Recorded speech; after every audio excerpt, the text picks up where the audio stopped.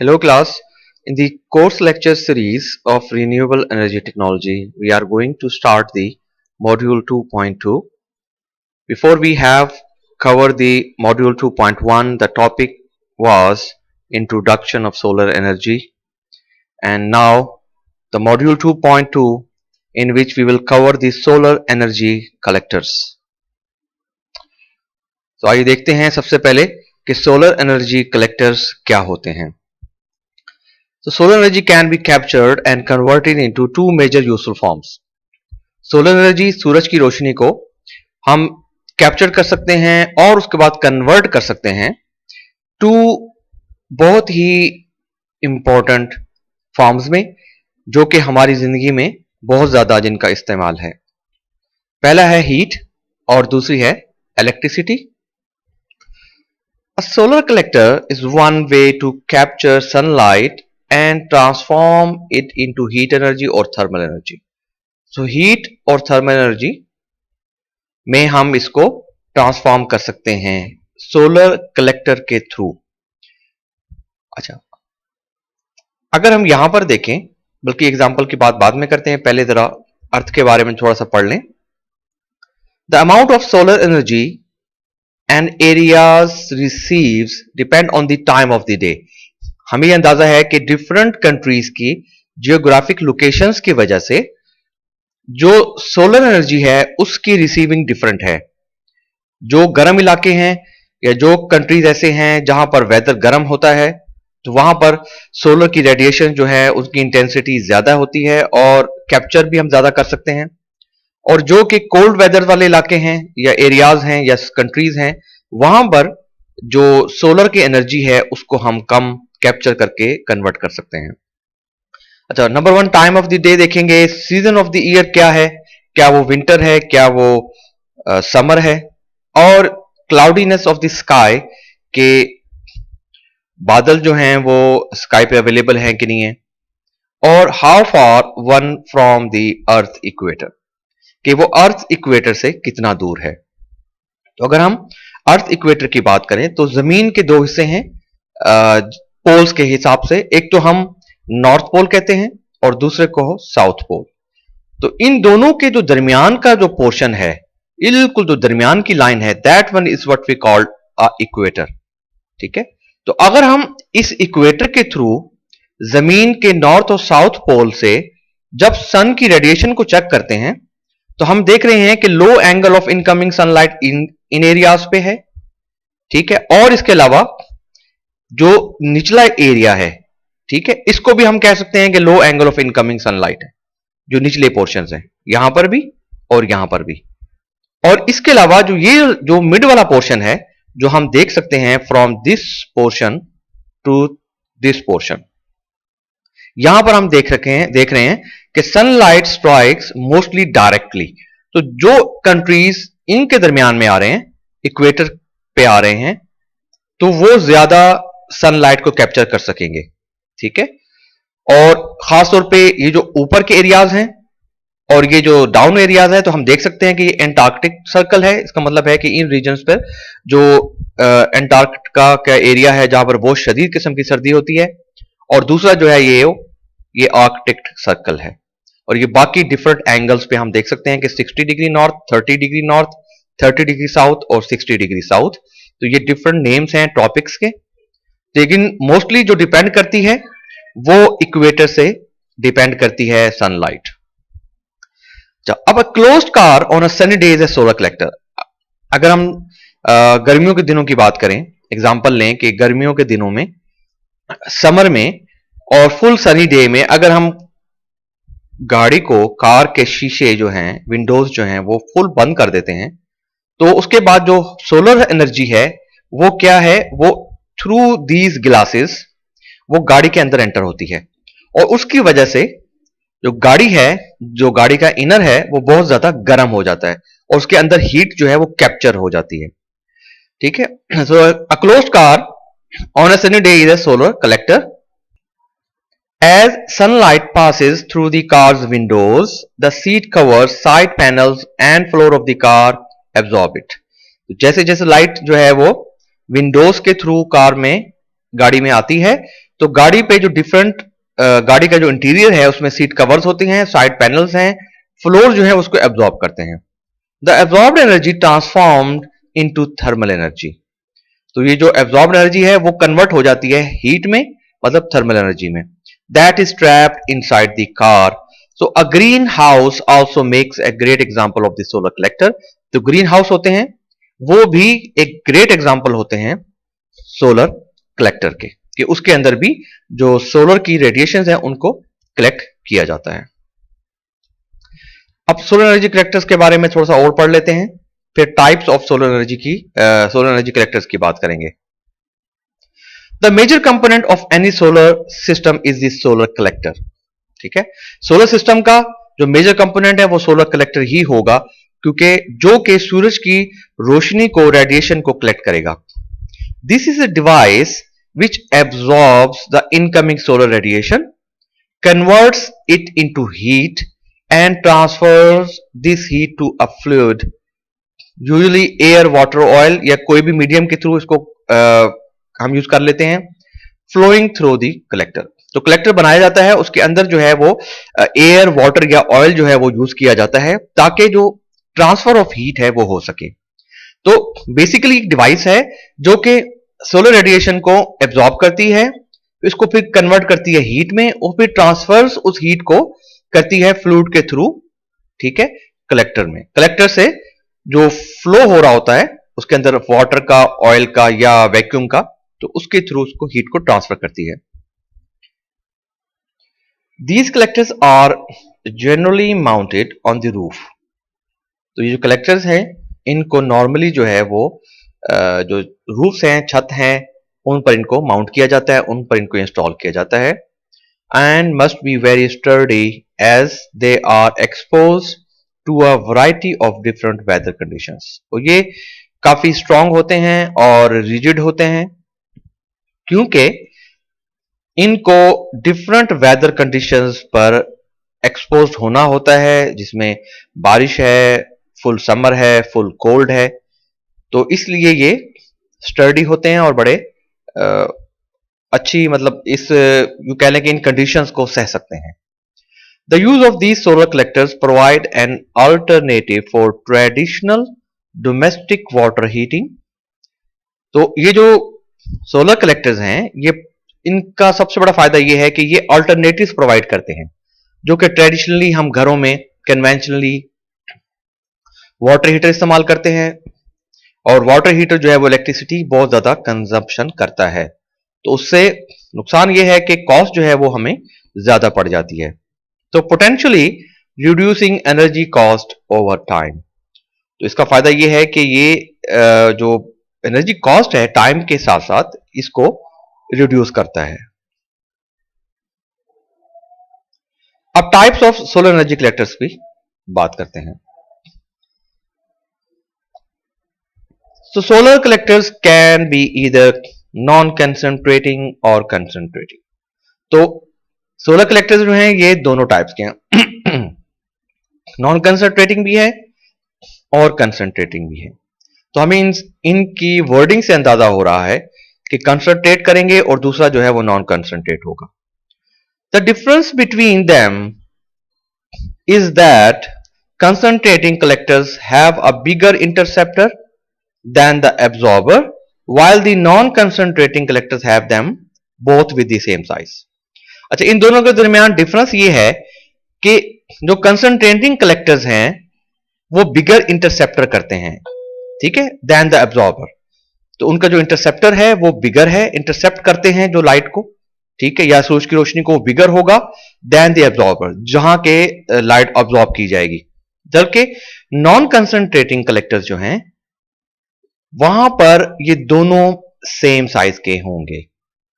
अच्छा, अब इनमें जो नॉन कंसंट्रेटिंग है उनमें एक फ्लैट प्लेट है और दूसरा है evacuated tube. Solar collectors are used for domestic purposes such as space heating, hot water और कूलिंग। तो नॉन कंसंट्रेटिंग में फ्लैट प्लेट और इवैक्यूएटेड ट्यूब सोलर कलेक्टर्स को यूज किया जाता है डोमेस्टिक पर्पसेस के, जिसमें हम स्पेस हीट करते हैं, गर्म वाटर को, पानी को गर्म करते हैं या फिर ठंडा करने के लिए इस्तेमाल करते हैं। तो अब सबसे पहले बात कर लेते हैं फ्लैट प्लेट कलेक्टर्स की। The flat plate solar collectors are probably the most fundamental and most studied technology for solar powered domestic hot water systems. तो ये बहुत ही बेसिक लेवल का और सबसे ज्यादा स्टडी किया जाने वाला कलेक्टर है, जो कि सोलर कलेक्टर है और ये डोमेस्टिक हॉट वाटर सिस्टम्स के लिए इस्तेमाल किया जाता है। The overall idea behind this technology is pretty simple. इसकी बैक एंड पे क्या आइडिया है, जो कि बहुत सिंपल है कि the sun heats a dark flat surface. सूरज जो है वो डार्क फ्लैट सरफेस को हीट करेगा, क्योंकि हम जानते हैं कि जो डार्क कलर्स हैं that one is a good collector of the solar energy with respect to the light one. तो लाइट कलर्स हैं वो रिफ्लेक्ट करते हैं, जो एब्जॉर्बर्स हैं वो डार्क कलर्स हैं। So which collect as much energy as possible, जो कि ज्यादा से ज्यादा एनर्जी को कलेक्ट करेंगे, and then the energy is transferred to water, air और other fluid for further use. तो वो जो एनर्जी है फिर उसको ट्रांसफर करेंगे पानी में, एयर में या किसी भी फ्लूइड में फर्दर इस्तेमाल के लिए। The flat plate collector mainly consists of a casing. जो कलेक्टर है इसमें जो जिससे ये कंपोनेंट्स पे ये मुश्तमिल होता है उसमें केसिंग है, एब्जॉर्बर प्लेट है, ट्रांसपेरेंट ग्लास कवर है, insulating material and fluid passage tubes. ठीक है, तो इनमें क्या क्या चीजें हैं? केसिंग है, प्लेट है एब्जॉर्बर की, ट्रांसपेरेंट ग्लास कवर्स हैं, इंसुलेटिंग मटेरियल्स हैं और फ्लूइड पासिंग ट्यूब्स हैं। इन सबको अभी हम नेक्स्ट स्लाइड में देख लेते हैं कि ये क्या क्या चीजें हैं। तो फ्लैट प्लेट कलेक्टर्स में जो मेन कंपोनेंट्स हैं वो सबसे पहले है ब्लैक सरफेस। जैसे बताया गया कि ब्लैक सरफेस जो है वो absorbent of the incident solar energy. जो सोलर रेडिएशंस इंसिडेंट हो रही होंगी या जो भी सरफेस है उस पर पड़ रही होंगी और वो इसको एब्जॉर्ब कर रही होंगी। तो हम देख सकते हैं कि this black plate is the black surface plate, जिसको हम कह रहे हैं कि black absorber plate. The second one is a glazing cover, a transparent layer that transmits radiation to the absorber. ठीक है, ये वो ट्रांसपेरेंट लेयर होगी जो कि जिसकी वजह से जो रेडिएशन है वो ट्रांसमिट होंगी एब्जॉर्बर में, but prevents radiative and convective heat loss from the surface. तो अब क्या होगा कि ये इसको हम ट्रांसपेरेंट स्क्रीन भी कह सकते हैं। ठीक है, ये लगी हुई है इसमें, और इसको हम ग्लेजिंग कवर भी कह सकते हैं। और ये इसलिए यूज की जाती है ताकि जो यहां पर हीट जनरेट हो और ये हीट जो है इसको लॉस ना हो, क्योंकि जो रेडिएटिव या कन्वेक्शन हीट होगा in internal of this flat plate collectors, उसको हम लॉस ना करें। ठीक है, वो जाया ना हो और वो इंटरनल में ही मौजूद रहे। उसके बाद इसमें ट्यूब्स होंगी जो कि कंटेनिंग होगी heating fluid to transfer the heat from the collector. ठीक है, जो कि हम देख रहे हैं ये फ्लूइड ट्यूब्स जो हैं वो यहां अवेलेबल होंगी। ठीक है, इनके अंदर, और वो क्या करेंगी कि ये फ्लूइड होगा और इस फ्लूइड की वजह से जो हीट है वो ट्रांसफर होगी फ्रॉम द कलेक्टर। ठीक है, क्योंकि ये साथ ही ब्लैक अब्जॉर्बर प्लेट हैं, तो ब्लैक अब्जॉर्बर प्लेट के साथ ये ट्यूब्स जो है ये कनेक्ट होंगी और यहां से जो हीट है जो एब्जॉर्ब कर चुका होगा, ये प्लेट अब्जॉर्ब कर चुकी होगी, वहां से ट्रांसफर की जाएगी through these fluid tubes. Supporting structure to protect the components and hold them in place.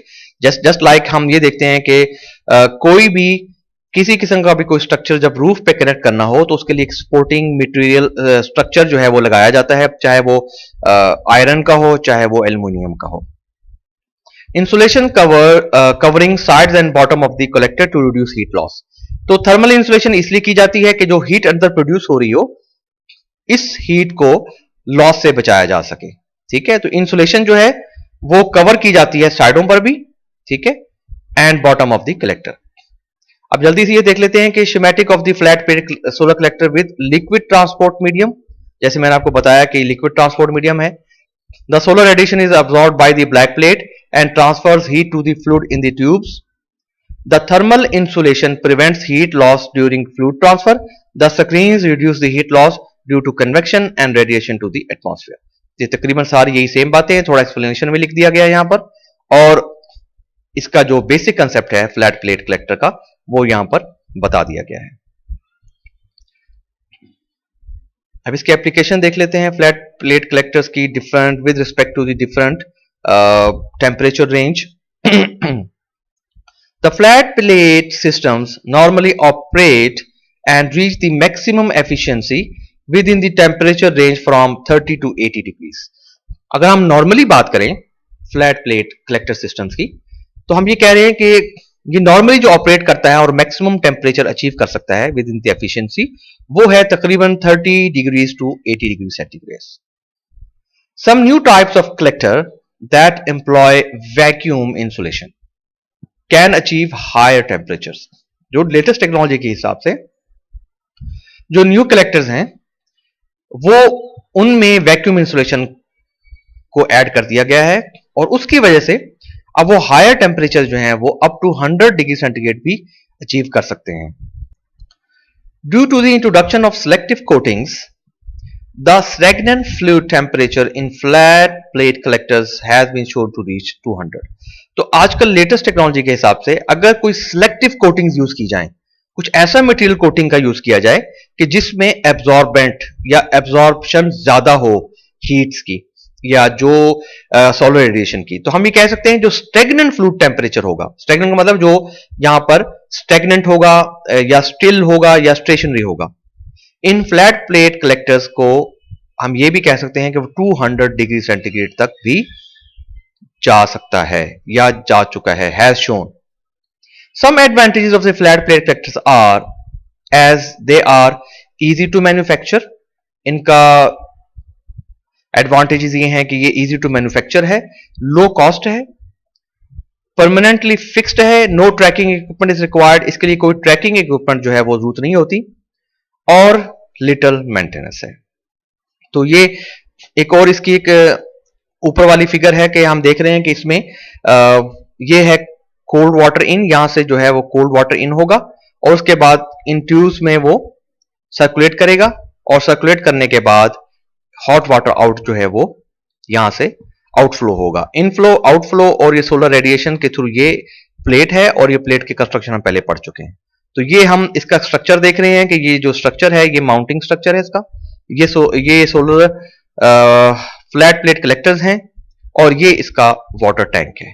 ठीक है, नेक्स्ट बात कर लेते हैं नॉन कंसंट्रेटिंग में इवैक्यूएटेड ट्यूब कलेक्टर.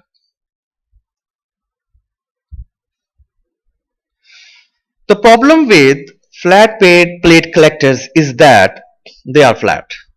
बिल्कुल हमने देखा है लास्ट स्लाइड में कि वो बिल्कुल एक फ्लैट शीट की तरह हैं जो कि रूफ्स पर इस्तेमाल की जाती हैं. This produces one limitation to their efficiency, as they can only operate at maximum efficiency when the sun is directly overhead at midday.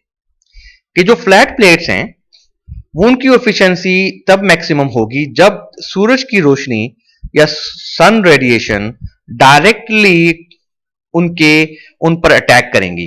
ठीक है, जो बिल्कुल मिड डे को हम ये कह सकते हैं कि हमें अवेलेबल होती हैं. अच्छा, इवैक्यूएटेड ट्यूब कलेक्टर्स में क्या करते हैं? The solar collector uses individual rounded tubes which are always perpendicular to the sun's ray for most of the day. तो हम इसमें इवैक्यूएटेड ट्यूब कलेक्टर्स में आप यहां पर देख रहे हैं कि each tube has a rounded shape. Rounded shape होने की वजह से, राउंडेड ट्यूब होने की वजह से सूरज की रोशनी जब से स्टार्ट होगी तो वो परपेंडिकुलर ही रहेगी. ठीक है, यहां से अगर हम बात करते हैं तो it will start from this portion and move. सूरज जो है मूव करता रहेगा सारा दिन, और वो ये जो राउंड ट्यूब है इसके इस साइड तक आ जाएगा. ठीक है, तो कहने का मकसद ये हुआ कि परपेंडिकुलर रहेंगी सूरज की रोशनी for most of the day. This allows a solar hot water system using an evacuated tube collector, इसके अंदर जो है वो इवैक्यूएटेड ट्यूब कलेक्टर होगा, to operate at a much high efficiency and temperature for a much longer period. तो इसमें यह फायदा होगा कि जो इवैक्यूएटेड ट्यूब्स होंगी इसमें और वो कलेक्टर होंगी, वो ऑपरेट करेंगी मच हाई एफिशिएंसी पर और temperature for a longer period of time. अच्छा, also another advantage of solar evacuated tube technology is that the weight and roof structural problems caused by standard flat plate system are eliminated as the solar tubes are not filled with large amount of heavy waters। अच्छा, क्योंकि हमने ये देखा कि जो flat plate collectors हैं उनमें liquid जो है वो मूव करता है, ठीक है, और जब लिक्विड मूव करता है तो वो उसकी वजह से उसका जो वेट है वो लाजमी बात है ज्यादा होगा। तो उसका नुकसान ये है कि उसका एक तो वेट ज्यादा है और रूफ स्ट्रक्चरल प्रॉब्लम्स भी आ सकते हैं क्योंकि वेट की वजह से। तो इवैक्यूएटेड ट्यूब कलेक्टर जो है वो इस एडवांटेज के साथ लगाई जाती है कि वो इन दोनों प्रॉब्लम्स को सॉल्व करेगी, ठीक है। और जो सोलर ट्यूब्स हैं उनको वाटर के साथ, हैवी वाटर के साथ फिल जो है वो नहीं किया जाएगा। इस स्लाइड में देखते हैं more about evacuated tube collector. The evacuated tube collector consists of a number of rows of parallel transparent glass tubes connected to a header pipe। ठीक है, तो यहां पर जो मेन जो पाइप है, जो ये वाला जो मेन पाइप है ऊपर की साइड पे, that one is called a header pipe. ठीक है, और ये जितनी भी ये जो इवैक्यूएटेड ट्यूब्स होती हैं ये कनेक्ट होंगी, ट्रांसपेरेंट होंगी। These glass tubes are cylindrical in shape। ठीक है, ये राउंडेड होंगी तो इसका मतलब है cylindrical in shape होंगी। Therefore, the angle of the sunlight is always perpendicular to the heat absorbing tubes, which enables these collectors to perform well even when sunlight is low। ठीक है, और when shaded by clouds। तो इन साइलेंड्रिकल shape की वजह से हम ये देख रहे हैं कि जो एंगल ऑफ सनलाइट है वो हमेशा परपेंडिकुलर होगा और उसकी वजह से जो ट्यूब्स में हीट एब्जॉर्ब होगी वो इतनी अच्छी होगी कि हत्ता के अगर सूरज की रोशनी लो हो या फिर हम ये कह लें कि जो क्लाउड्स हैं उनका शेड भी बीच में आ रहा हो। These are particularly useful in areas with cold, cloudy, wintry weathers। तो ये उन एरियाज में ज्यादा बेहतर है या यूजफुल है जिन एरियाज में हम कहें कि वेदर जो है वो विंटर होगा। तो unlike flat plate collector, evacuated tube collector do not heat the water directly. तो ये वाटर को डायरेक्टली हीट नहीं करता विद इन दी ट्यूब्स, जैसे कि फ्लैट प्लेट में जो ट्यूब्स के अंदर वाटर सर्कुलेट करता है और वो वहां से हीट होता है। इंस्टेड एयर इज रिमूव्ड और evacuated from the space between the two tubes. ठीक है, तो एयर जो है वो ये ट्यूब्स के दरमियान से इवैक्यूएटेड कर दी जाती है, forming a vacuum, hence the name evacuated tubes. इसलिए इनको इवैक्यूएटेड ट्यूब्स कह दिया गया है क्योंकि ये वैक्यूम जो है वो उसको बना देती हैं। This vacuum acts as an insulator, reducing any heat loss significantly to the surrounding atmosphere, either through convection और radiation, making the collector much more efficient than the internal insulating that flat plate collector have to offer। तो इसमें क्या है कि ये जो हम ये कह सकते हैं कि जो ट्यूब है, ठीक है, ये ट्यूब के अंदर जो वैक्यूम है ये एज पर इंसुलेटर काम करता है, जिसका फायदा ये है कि जो हीट लॉस है वो बहुत हद तक रिड्यूस हो जाता है। ठीक है, और रिड्यूस होने की वजह से कलेक्टर जो है वो मोस्ट एफिशिएंट हो जाता है। तो ये जनरल स्ट्रक्चर की अगर हम बात करें तो हम देख रहे हैं कि माउंटिंग फ्रेम्स हैं और ये पाइप्स हैं, इवैक्यूएटेड ट्यूब्स हैं और इन इवैक्यूएटेड ट्यूब्स के अंदर हीट ट्रांसफर फिन लगी हुई होती है।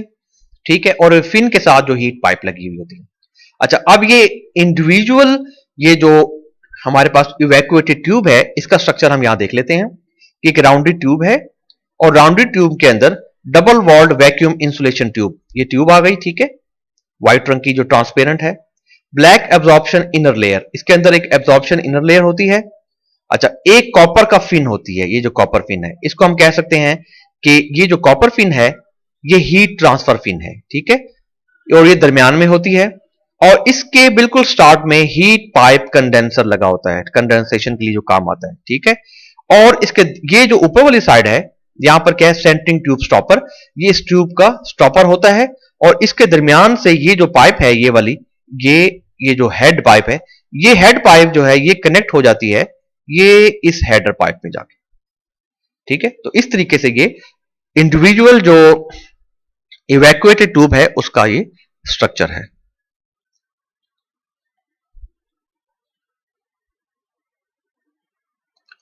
Inside the each glass tube, a flat or curved aluminium or copper fin is attached to a metal head pipe running through the inner tube. जैसे मैंने बता दिया कि एब्जॉर्बर प्लेट्स हैं और इन एब्जॉर्बर प्लेट्स के दरमियान में, ठीक है, कॉपर फिन या एल्यूमिनियम फिन जो है वो लगी होती है और जो कि इस हेडर के साथ कनेक्ट होती है।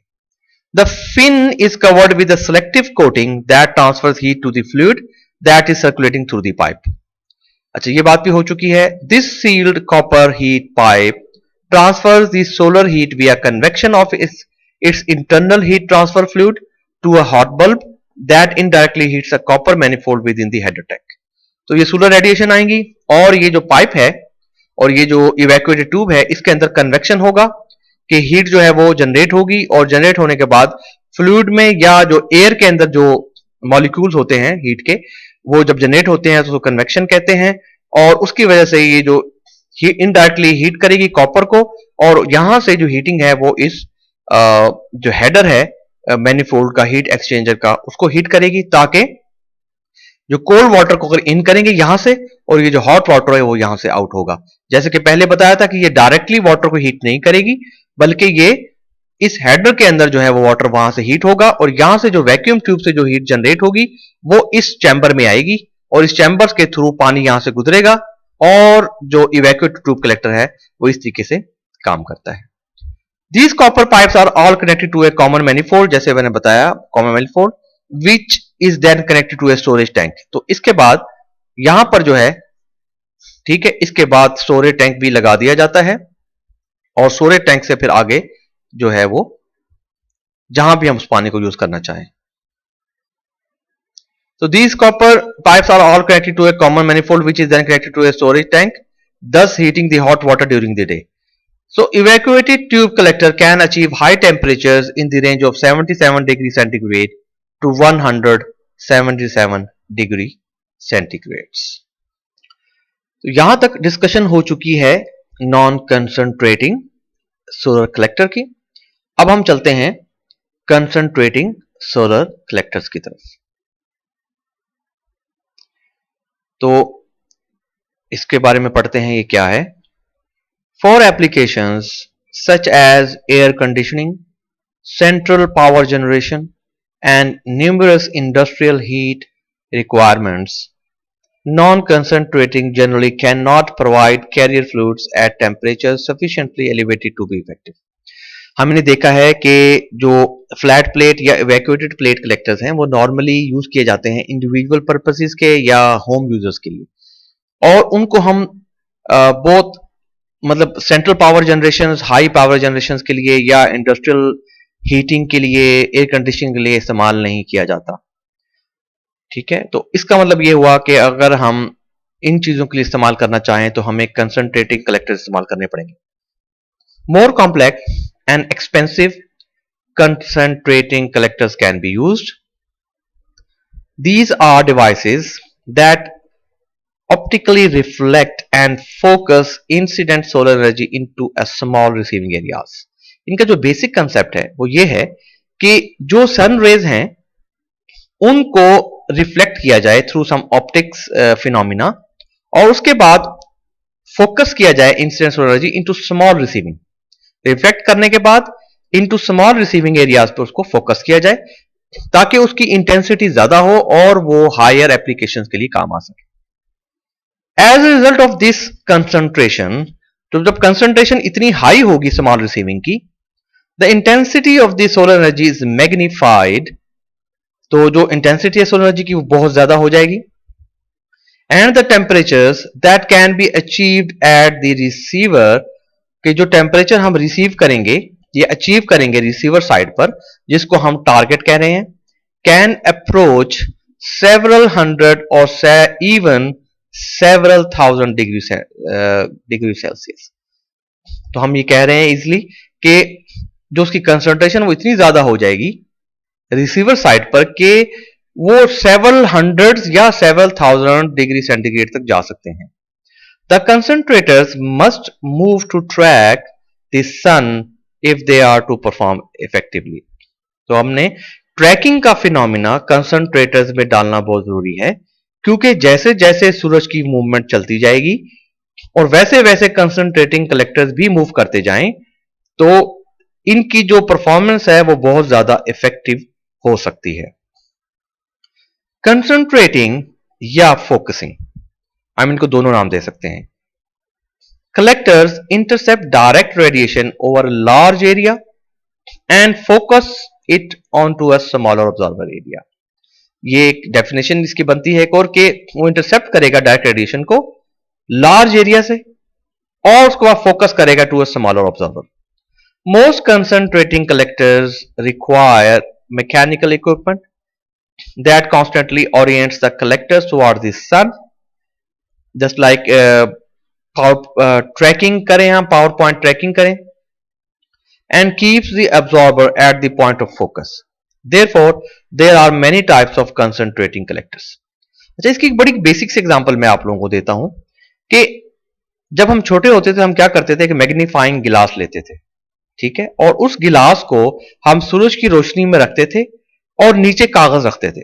तो क्या होता था कि जो सूरज की रोशनी है वो कलेक्ट ऊपर की साइड से कलेक्ट होती थी मैग्नीफाई होके, फिर जब वो टारगेट पे जाती थी नीचे कागज पे, तो हम नोट करते थे वो बिल्कुल एक छोटा सा कलेक्टर एरिया पे एक छोटा सा एब्जॉर्बर एरिया बन जाता था। और हम ये नोट करते थे कि अगर हमारा जितना बड़ा वो कंसंट्रेटर जितना बड़ा होता था या मैग्नीफाइंग ग्लास जितना बड़ा होता था, उसकी जो रेस थी, शुआएं थी, वो कागज पर बहुत जल्दी उस कागज को जलाने के काम आती थी। हम क्या करते थे कि मैग्नीफाइंग गिलास के थ्रू कागज पर एक फोकस करवाते थे, ऑब्जॉर्बर करवाते थे और रेस को, और उसके बाद वो कागज जो है वो जलना शुरू हो जाता था। तो this is what the basic concept of the concentrating collectors. अच्छा, पहले की बात कर लें, पहला क्या है इसमें। The first one is the parabolic trough. So parabolic troughs are devices that are shaped like the letter U. तो हम यहां देख सकते हैं कि ये U शेप लेटर में हम देख सकते हैं कि इसकी कंस्ट्रक्शन होती है। Parabolic trough is the linear focus collector, linear focus collector है, ठीक है, which consist of a cylindrically curved parabolic mirror. अच्छा, ये जो हम देख रहे हैं, that one is the mirror, ठीक है, और ये इस साइड पे भी अगर हम देख रहे हैं तो that one is the mirror, ठीक है, which reflects the sunlight on to a tubular receiver, that one is the tube. ये जो है ये ट्यूब्स हैं ये, ठीक है, which reflects the sunlight on to a tubular receiver position in the focus line of the parabola. तो इस पैराबोला के बिल्कुल मिड में यहां पर एक रोटेशन एक्सिस पे जो है वो एक ट्यूब्स जो हैं वो लगा दी जाती है, या ट्यूब लगा दी जाती है, ताकि ये जो सन की लाइट है, रेडिएशन है, वो रिफ्लेक्ट होकर इस पैराबोलिक रिफ्लेक्टर से डायरेक्टली इस ट्यूब पर आ जाए।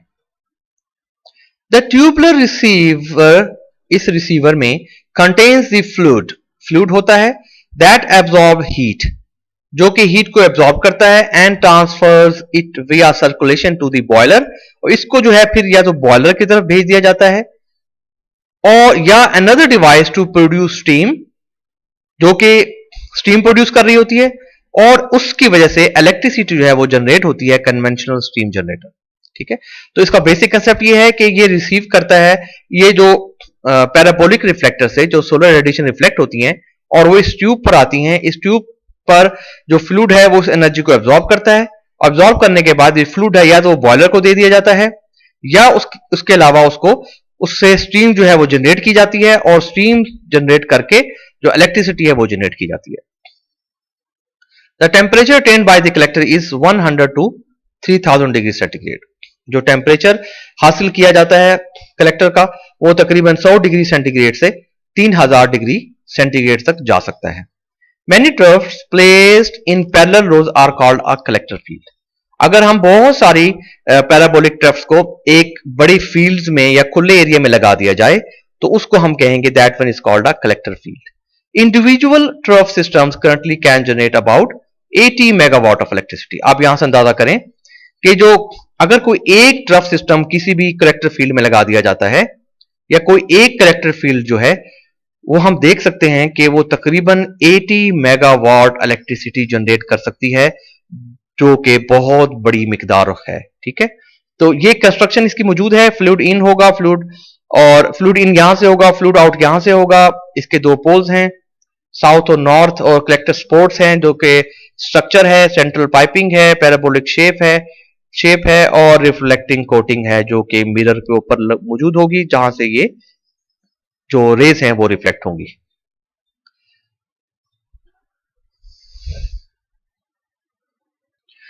तो यहां पर हम ये कंसेप्ट देख सकते हैं कि किस तरीके से ये पैराबोलिक ट्रफ की एक फील्ड है, कलेक्टर फील्ड, और जो सन की रेडिएशंस हैं वो यहां पर जब इस पर कलेक्ट होती हैं, यहां से कलेक्ट होने के बाद, ठीक है, ये जो हॉट वाटर है, फ्लूइड है, जो भी वो यूज होता है, चाहे तो उसको स्टोरेज कर लें थर्मल स्टोरेज टैंक्स के थ्रू, तो चाहे या तो उसको टरबाइन के थ्रू हम उसको इस्तेमाल करें और जनरेटर के थ्रू इलेक्ट्रिसिटी जनरेट करें, या उसकी हम जो स्टीम कंडेंसेटर है स्टीम बनाकर उससे भी इलेक्ट्रिसिटी जनरेट कर सकते हैं। तो एक ये कोरायामठ पैराबोलिक ट्रफ है सोलर का, जो कि एक्चुअली ये अवेलेबल है इस टाइम करंटली इस वर्ल्ड में, दुनिया में, जो कि इजिप्ट में है, मिस्र में। और ये जो प्लांट है इसका टोटल जो सोलर अपर्चर एरिया है वो तकरीबन 130800 1 लाख, ठीक है, 30,800 मीटर स्क्वायर है। एंड एक्सपेक्टेड इलेक्ट्रिसिटी जनरेशन जो है वो यहां से वो तकरीबन 34,000 मेगावाट आवर पर ईयर है, और ये 2011 से ऑपरेटिंग कंडीशन में है, और आज भी इससे जो है वो इलेक्ट्रिसिटी जो है वो जनरेट की जा रही है। अच्छा, सेकंड नंबर पे हम बात करते हैं that one is a parabolic dish collector. तो पैराबोलिक डिश कलेक्टर का क्या फिनोमिना है कि a parabolic dish collector is similar in appearance to a large satellite dish. जैसे कि हम यहां देख सकते हैं कि जो सैटेलाइट डिश है वो भी इसी शेप में होती है, पैराबोलिक शेप में। तो यहां पर हम ये कह सकते हैं कि it is also just look like of satellite dish, ठीक है, और but it's geometry concentrates light in a single focal point. कि इसकी ज्योमेट्री इस तरीके से है कि ये जो लाइट है वो इस रिफ्लेक्टर से रिफ्लेक्ट होने के बाद सिंगल फोकल पॉइंट पर आएगी। That is all sun rays that are parallel to the axis of the parabola are directed towards the central receiver। तो जितनी भी ये सोलर रेडिएशन है वो इस मिरर से, इस रिफ्लेक्टर से रिफ्लेक्ट होने के बाद, ठीक है, वो डायरेक्ट होगी towards this central receiver. This allows this type of collector to achieve the highest concentration ratios among all other type of solar collectors। क्योंकि एक फोकल पॉइंट पर इसको कलेक्ट किया जा रहा है, तो हम ये कह सकते हैं कि ये हाईएस्ट कंसंट्रेशन रेशियोज में से एक कलेक्टर है, ठीक है, क्योंकि जितने भी हमारे पास जो कि सोलर कलेक्टर अवेलेबल हैं कंसंट्रेशन वाले। The engine that converts the concentrated solar energy into electricity is placed at the focal point. तो ये हम कह सकते हैं ये इंजन लगा हुआ है यहां पर, ठीक है, जो कि क्या करता है, कन्वर्ट करता है concentrated solar energy into electricity. It uses a dual axis sun tracker. Dual axis इसलिए यूज किया जाता है ताकि ये सन के साथ साथ इसकी मूवमेंट रहे, और जो फोकल लेंथ है या जो फोकल पॉइंट है उस पर सन की रेडिएशन जो है वो उसकी इंटेंसिटी मैक्सिमम पहुंचती रहे। The temperature attend with this type of collector is more than 3000 degree centigrade. तो ये इतना ज्यादा इसकी इंटेंसिटी होती है कि जो टेम्परेचर है वो 3000 से भी ज्यादा डिग्री सेंटीग्रेड अचीव कर दिया जाता है। तो हम इसमें देख रहे हैं कि सपोर्टिंग स्ट्रक्चर लगा हुआ है और साथ इसके फ्लूइड पाइप ट्रांसफर भी मौजूद होता है, ट्रैकिंग डिवाइस भी है जो कि मैंने आपको बताया कि 2 एक्सिस पे है, और रिफ्लेक्टर और रिसीवर। तो this is the construction and operation of the parabolic dish collector. आप सोलर टावर देखें।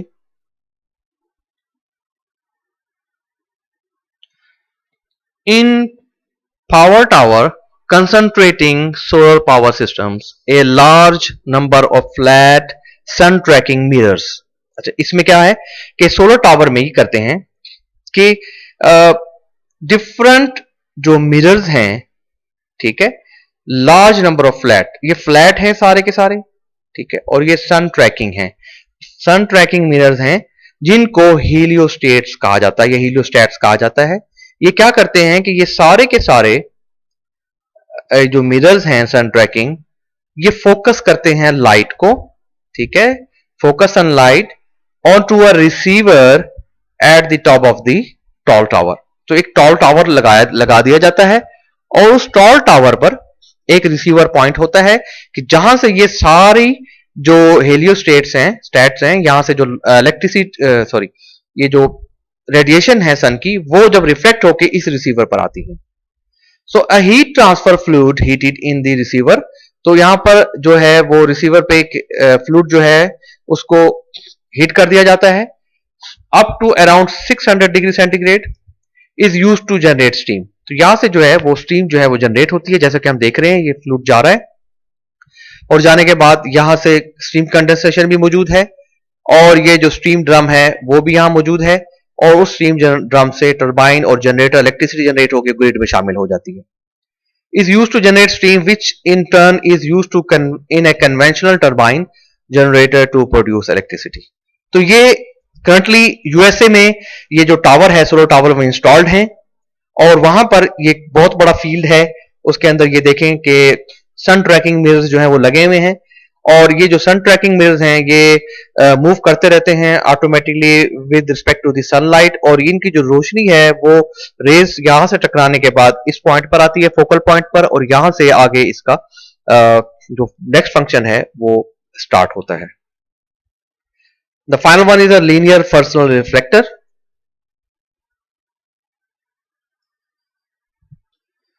So a linear Fresnel reflector is another type of solar power collector. It uses flat mirrors as opposed to parabolic mirrors that are used in solar parabolic troughs. अच्छा, यहां पर क्या किया जाता है कि पैराबोलिक मिरर यूज नहीं किए जाते क्योंकि सोलर पैराबोलिक ट्राफ्स में जो मिरर्स थे वो पैराबोलिक शेप के थे, लेकिन यहां पर जो मिरर्स हैं वो फ्लैट्स हैं और जो फ्लैट मिरर्स हैं उनकी अरेंजमेंट किस तरीके से वो भी देख लेते हैं। The basic principle remains the same with the mirrors collecting solar power which is then utilised to generate steam which in turn drives the turbine. जो बेसिक कंसेप्ट है वो सेम रहेगा कि जो मिरर के थ्रू जो है वो कलेक्ट की जाएगी सोलर पावर और जिसको यूटिलाइज किया जाएगा टू जनरेट स्टीम, और उसके बाद वहां से टरबाइन चला के इलेक्ट्रिसिटी को जनरेट किया जाएगा। This technology leads to the production of steam directly and do not use heat transfer fluid और अनदर मैकेनिज्म और मीडियम। इसके अंदर लीनियर फ्रस्नल रिफ्लेक्टर में हम ये चीज देख रहे हैं कि ये प्रोडक्शन ऑफ स्टीम डायरेक्टली करता है और उसके लिए हमें कोई भी हीट ट्रांसफर फ्लूइड की जरूरत नहीं होती। The sunlight that is concentrated with the help of mirrors boil the water which is present in the receiver tubes, thereby generating steam. No heat exchangers are used in this system. इस system में कोई भी heat exchanger इस्तेमाल नहीं किया गया। अच्छा, linear Fresnel reflector में जो इसकी कंस्ट्रक्शन है वो किस तरीके से है कि ये जो फ्लैट मिरर्स हैं ये देखें, ये एक दूसरे के अपोज लगाए जाते हैं, एक दूसरे के अपोज, एक मिरर ये है और दूसरा मिरर ये है। अच्छा, जब सनलाइट या सन रेडिएशन जब इस पर रिफ्लेक्ट करती हैं, आती हैं, इस पर इंसिडेंट होती हैं, तो हम नोट कर रहे हैं कि जो लाइट है वो टकराने के बाद जो ये वाली जो रे है वो इस मिरर टकराने के बाद यहां चली गई और इस मिरर से टकराने के बाद यहां चली गई। तो हमारे पास दो टाइप के दो ऑब्जर्वर लगे होते हैं।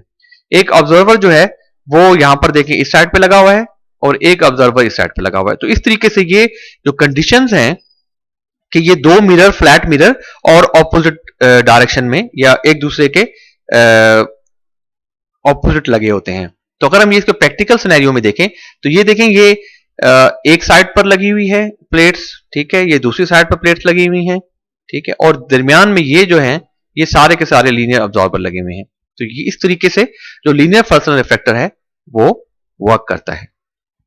तो यहां तक जो है आज हमने कंसंट्रेटिंग और नॉन कंसंट्रेटिंग के बारे में पढ़ लिया है।